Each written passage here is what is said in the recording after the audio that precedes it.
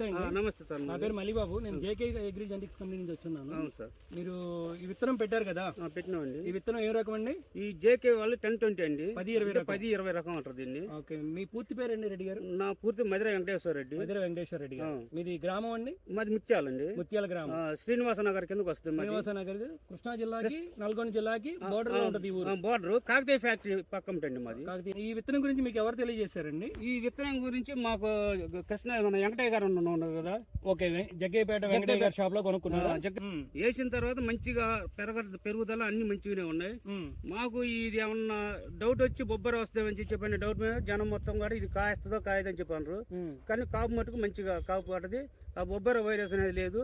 తెగులకు కూడా తట్టుకుందండి. ఇది తెగులకు కూడా తట్టుకుంది. తెగులకు కూడా. చెట్టు ఎదుగుదల ఎలా ఉందండి? చెట్టు ఎదుగుదల మంచిగా ఉందండి. చెట్టు బాగా పెరిగే కొంది కాపు పడ్డది. చెట్టు ఎరుగుదల కూడా మనకు కనీసం 4 అడుగులు పెరిగి మొత్తం వంగిపోయిందండి. ఓకే, కాయలు కూడా సమాంతరంగా అన్ని కూడా ఒకే సైజు ఉన్నాయండి.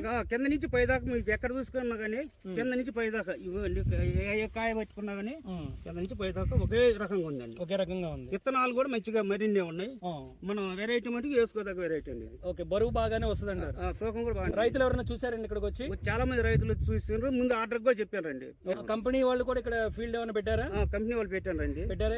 లోకల్ రైతులందరికీ చూపించారు. లోకల్ రైతులంతా కనీసం 1000-10 మంది వచ్చారు. ఒక రోజు చూసుకున్నారు, మొత్తం వచ్చి చూసుకున్నారు. వేరే ఊరోళ్ళు కూడా వచ్చారు. వచ్చి చూసుకొని తర్వాత కూడా మళ్ళీ వేరే వాళ్ళు కూడా వచ్చి చేను మొత్తం తిరిగి చూసుకున్నారు. ఎన్ని స్ప్రేలు కొట్టారండి? మిగతా వాటితో పోల్చుకుంటే దీనికి ఏమైనా స్ప్రేస్ తక్కువ పట్టినాయా లేకపోతే? నేను యువతలు వేరే ఇంకో 3 ఎకరాలు వేసినానండి. వాటితో పాటు కొట్టుకుంటూ వచ్చిన. అయితే మీరైతే తగ్గకుండా ఆడితో పాటు వాళ్ళతో పాటు కొట్టుకుంటూ వచ్చిన. దానికి దీనికి తేడా ఏం కనబడుతుంది? దాంట్లో వైరస్ అటాక్ అయిందండి. వైరస్ బాగా కనబడుతుంది. ఇది ఎలా ఉంది? ఈ వైరస్ లేదు ఇప్పటికి కూడా. తట్టుకుంది.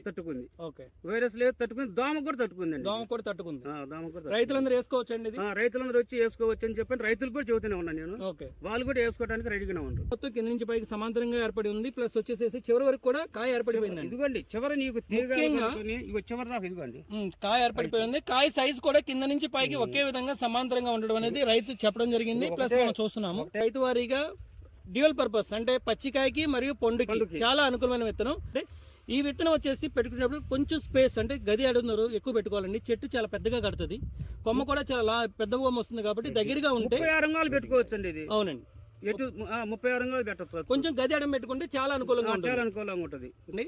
చాలా అనుకూలమైన విత్తనం రైతులందరూ వాడాలని చెప్పి కోరుకుంటున్నాం. థ్యాంక్ యూ అండి.